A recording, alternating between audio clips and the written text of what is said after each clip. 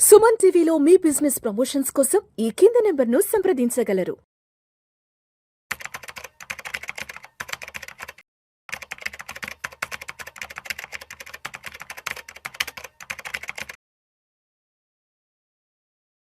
నమస్తే మాధురెడ్డి గారు. నమస్తే అండి. మాధురెడ్డి గారు, ఒక్కసారి ఇవాళ మార్కెట్ క్లోజింగ్ ఎక్కడో చూద్దాము. 11th March Wednesday. సెన్సెక్స్ విషయానికి వస్తే 1342 పాయింట్ల నష్టంతో 76,863 వద్ద క్లోజ్ అయింది. నిఫ్టీ విషయానికి వస్తే 394 పాయింట్ల నష్టంతో 23,866 వద్ద క్లోజ్ అయింది. బ్యాంక్ నిఫ్టీ విషయానికి వస్తే 1215 పాయింట్ల నష్టంతో 55,735 వద్ద క్లోజ్ అయింది. చెప్పాలంటే ఇవాళ దాదాపు మార్కెట్లు 1300 పాయింట్లు ఇవాళ మార్కెట్ లో ఫాల్ చూసాం. దలాల్ స్ట్రీట్ లో బ్లడ్ బాత్ ఇవాళ చెప్పుకోవచ్చు. ఏంటి అసలు మార్కెట్ సినారియో ఏంటి, మార్కెట్ ఫ్యూచర్ ఏంటి, అసలు ఎలా ఉంది?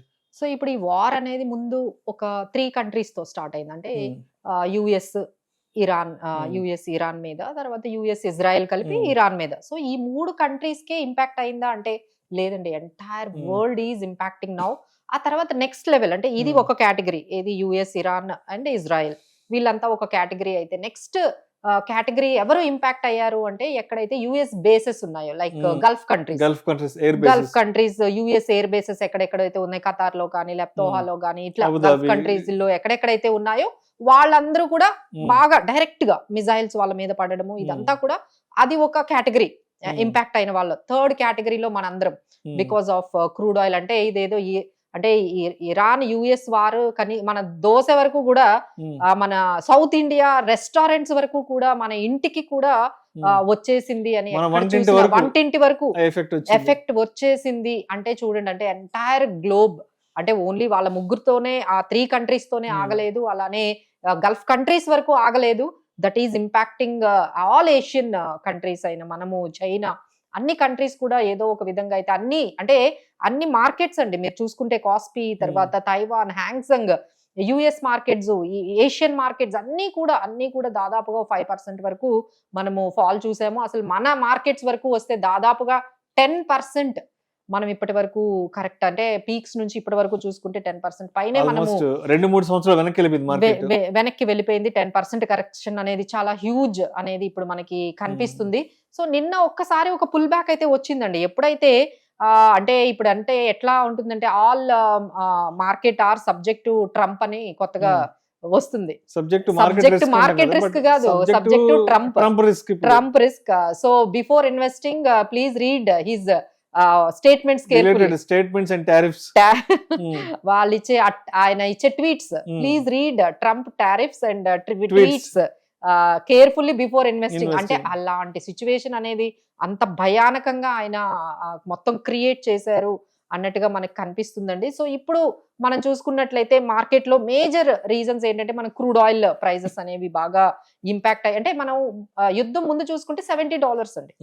యుద్ధం మొదలవ్వక ముందు మనకి $70, $72. అక్కడ నుంచి ఒక్క 5 అంటే ఎవ్రీ 3 days కండి మీరు గమనిస్తే, ఫస్ట్ $80 అయింది, తర్వాత 100, తర్వాత 120, అంతవరకు కూడా మనకి క్రూడ్ ఆయిల్ అనేది వెళ్ళింది. ఆ తర్వాత మళ్ళీ నెమ్మదిగా ఎప్పుడైతే G7 కంట్రీస్ వాళ్ళ దగ్గర ఉన్న ఆయిల్ రిజర్వ్స్ అన్ని కూడా మేము ఈ ఎమర్జెన్సీ సిచ్యువేషన్స్ లో మొత్తం ఓపెన్ చేస్తున్నాము అని ఎప్పుడైతే వచ్చిందో, కొంచెం క్రూడ్ ఆయిల్ అనేది కొంచెం మనకి కొంచెం ఈజ్ అనేది కనిపించింది. $120 నుంచి ఇప్పుడు దాదాపుగా బిలో $100 దగ్గర కూడా ట్రేడ్ అవుతూ ఉంది. సో బట్ అయినా మార్కెట్స్ అనేవి ఎందుకు ఈ విధంగా, అంటే క్రూడ్ ఆయిల్ తగ్గినా బట్ మనకి ఇప్పుడే చూస్తున్నాము గ్యాస్ డిస్ట్రప్షన్స్, అంటే మొత్తం బిజినెసెస్ అన్ని కూడా డిస్టర్బ్ అయిపోయాయండి. అంటే సప్లై చైన్ అంటాం కదా, బిజినెసెస్ జరగాలి అంటే డిస్కనెక్ట్ అయింది. అంటే ఇప్పుడు మీ ఒక దాని వల్ల ఒకటి ఇంపాక్ట్ అవుతుంది, ఒక దాని వల్ల ఒకరు ఇంపాక్ట్ అవుతూ ఉన్నారు. ఇలా అందరూ ఇంపాక్ట్ అవుతూ ఉండడంతో అన్ని ఇండస్ట్రీస్, అలానే అన్ని బిజినెసెస్ ఏదో ఒక రకంగా ఇంపాక్ట్ అవ్వడం వల్ల మనకి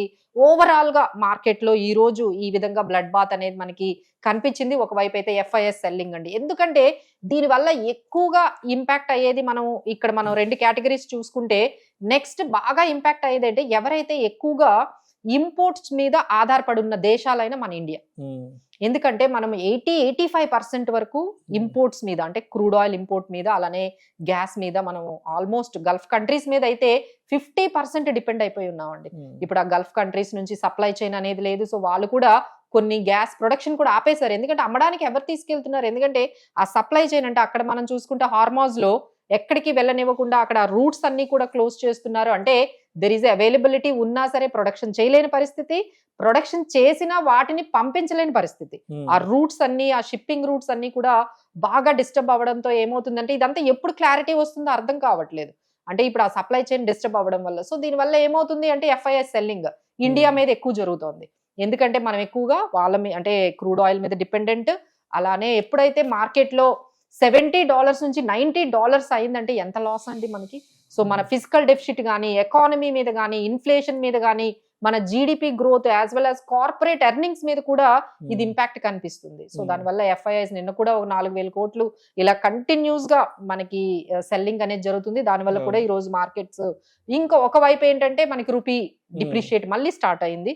సో రూపీ ఇప్పుడు ఆల్మోస్ట్ 91.82 అండ్ $92 వరకు వెళ్ళింది. అది కూడా మనకి బిగ్గెస్ట్ కన్సర్న్ గా, బిగ్గెస్ట్ ఛాలెంజ్ గా కనిపిస్తుంది. ఇంకా ఈ గ్యాస్ డిస్ట్రప్షన్ వల్ల చాలా ఇండస్ట్రీస్ అండి, చాలా ఇండస్ట్రీస్ డిస్టర్బ్ అయిపోతాయి. మీరు ఫెర్టిలైజర్స్ చూసుకోండి, కెమికల్ ఇండస్ట్రీస్ చూసుకోండి, అలానే మనకి auto industries, hotels, restaurants, hostels, మెస్సులు, అన్ని కూడా డిస్టర్బ్ అయిపోతూ ఉన్నాయి. సో కొంతమంది అయితే కొంచెం కొన్ని బిజినెసెస్ ని ఆపేసుకున్నారు, కొంతమంది అయితే వాళ్ళ ప్రొడక్షన్ ని కట్ చేసుకున్నారు ఈ ఇయర్ కి.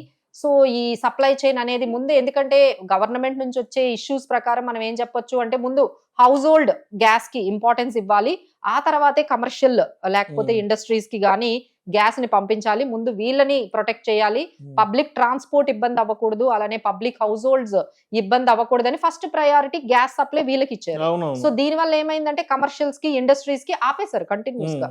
ఎందుకంటే మళ్ళీ ఇప్పుడు ఈ నిల్వల మేబీ ఒక 20 days ఉండొచ్చు, 15 days ఉండొచ్చు, మరి ఎంతవరకు ఈ వార్ అనేది కంటిన్యూ అవుతుందో తెలియదు. కాబట్టి ముందు ఈ ఇండస్ట్రీస్ కి ఏదైతే గ్యాస్ వెళ్ళాలో అదంతా కూడా డిస్టర్బ్ అదే కట్ చేశారండి.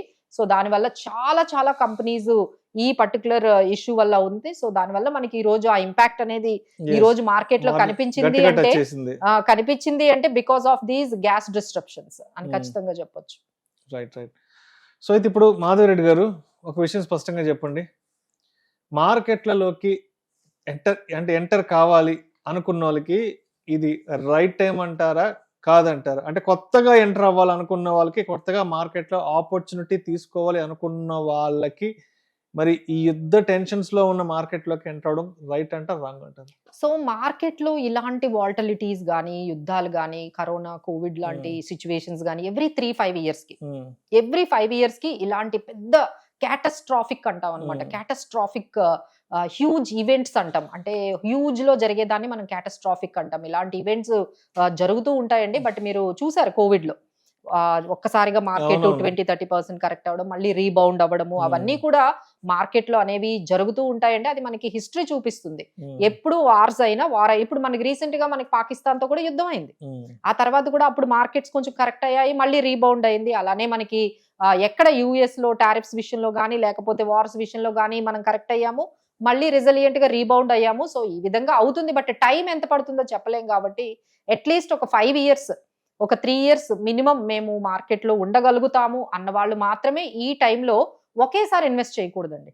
ఎందుకంటే మార్కెట్ ఇంకెంత డీప్ డైవ్ వెళ్తున్నాయో తెలియవు. కాబట్టి మీ మనీ ఏదైతే ఉందో దాన్ని 3గా డివైడ్ చేసి పెట్టుకొని ముందు ఇప్పుడు ఒక 20% 30% కొంచెం మీరు ఇన్వెస్ట్మెంట్ లోకి వెళ్ళొచ్చు. అందులో కూడా మీరు బ్లూ చిప్ స్టాక్స్ కి వెళ్ళొచ్చు, లేదు త్రూ మ్యూచువల్ ఫండ్స్ ద్వారా మనము ఇన్వెస్ట్ చేసుకోవచ్చు. మళ్ళీ ఇంకా మార్కెట్ పడిందంటే మళ్ళీ ఒక 30%.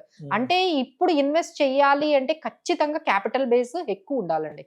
క్యాపిటల్ బేస్ ఉండి ఇంకా మనం మార్కెట్ అయితే ఇంకా కొంచెం యాడ్ చేసుకునే కెపాసిటీ ఉంటే మార్కెట్ లోకి వెళ్ళాలి. లేదు మేడం మాకు 1 year 2 year లో ఆ మనీ కావాలి అంటే ఆ మనీని తెచ్చి మార్కెట్ లో పెట్టడం అనేది అస్సలు మంచి పద్ధతి కాదు. ఆ మనీ మనకు ఐడల్ గా ఉంది, ఇన్వెస్ట్మెంట్ చేయాలి, ఇది మంచి ఆపర్చునిటీ. ఎందుకంటే ఇప్పుడు మనకి ఏమవుతుందంటే వాల్యుయేషన్స్ చాలా అట్రాక్టివ్ గా ఉన్నాయండి. ఎందుకంటే దాదాపుగా 2 years నుంచి మనకి రిటర్న్స్ లేవు.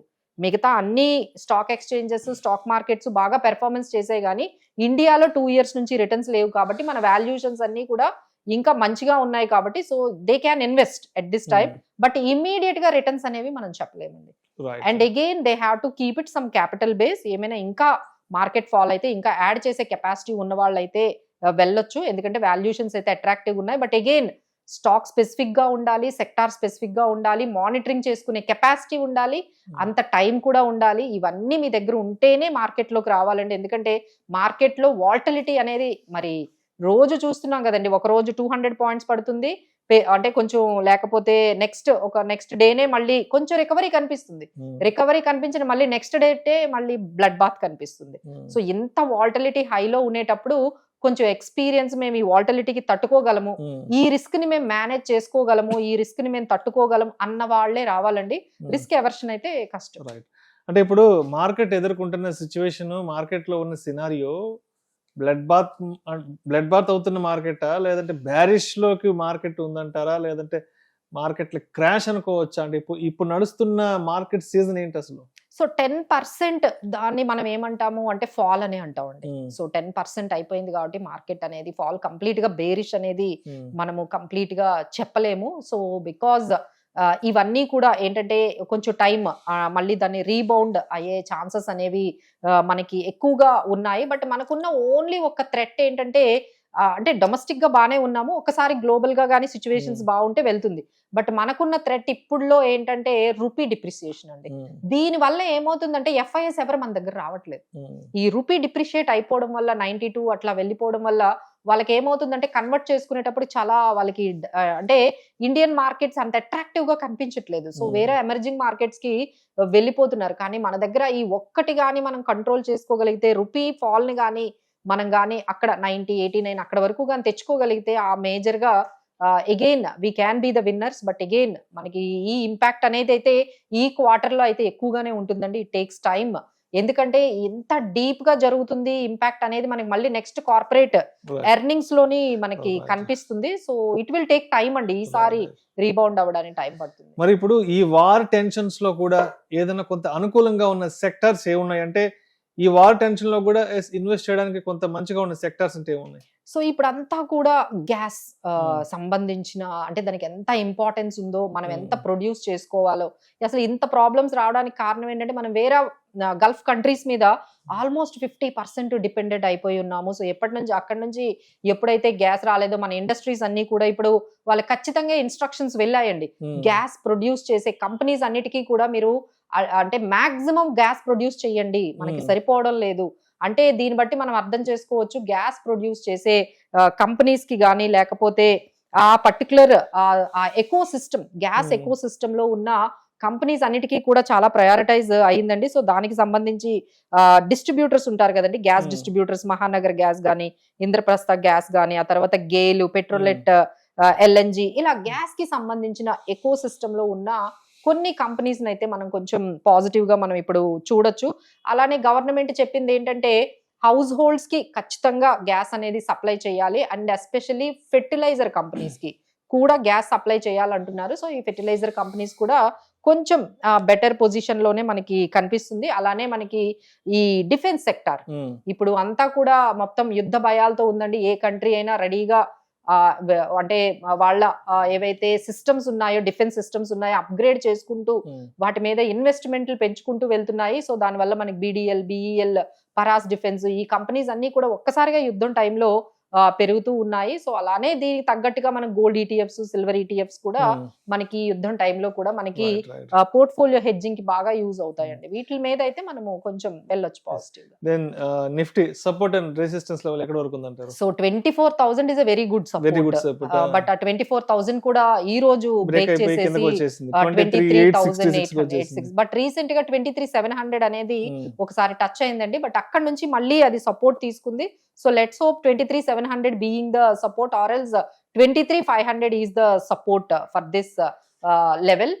But మనకి రెసిస్టెన్స్ లెవెల్స్ అయితే 24,000 and 24,200, 24,400. అంటే ఏదైనా కొంచెం మనకి యుద్ధం అనేది ఏమైనా కొంచెం ఆగినట్లయితే that immediately we can go up to 24,400 ఆ రేంజ్ వరకు వెళ్తుంది. లేదు ఇలానే మనకి ఈ negative situations like gas disruptions, crude oil disruptions, ఈ క్రూడ్ ఆయిల్ పెరగడము, ఈ ఇంపాక్ట్ అనేది ఈ విధంగానే ఉంటే then we can see some more downside up to 23,300 or 23,400 levels. Right. అయితే మరి రేపటి మార్కెట్ తో ఎలా సిద్ధంగా ఉండాలి? రేపు మార్చి 12వ తారీఖు గురువారం నాటి మార్కెట్ తో ఎలా సిద్ధంగా ఉండాలి?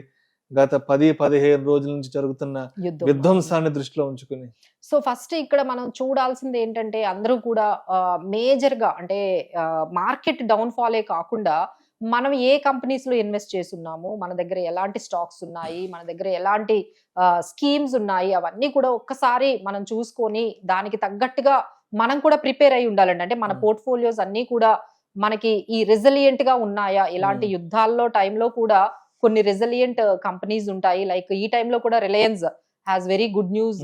అలాంటి కంపెనీస్ ఏమైనా పాజిటివ్ కంపెనీస్ ఉన్నాయి. అలానే ఈ టైంలో అదానీ గ్యాస్ కి సంబంధించిన కొన్ని స్టాక్స్ కూడా పాజిటివ్ గా ఉన్నాయి. సో ఇలా స్టాక్ స్పెసిఫిక్ గా ఉన్నామా లేదా అనేది ఒకసారి అందరూ కూడా చెక్ చేసుకోవాలండి. అలానే ఏమైనా ఒక సెక్టార్ స్పెసిఫిక్ లో కానీ మీరు కానీ ఉండిపోతే కొంచెం డైవర్సిఫై చేసుకోవడం అనేది చాలా ఇంపార్టెంట్. అలానే అసెట్ అలికేషన్ కూడా మర్చిపోకుండా మెయింటైన్ చేసుకోండి. ఎందుకంటే ఇలాంటి టైంలో థింగ్స్ మైట్ గో, అంటే సైకిల్స్ ఏవైతే ఉన్నాయో మనకి అవన్నీ కూడా, అంటే ఇప్పటి వరకు మనం ఏమనుకున్నాము, like PSU banks are very positive అనుకున్నాం అండి. But PSU banks have also corrected.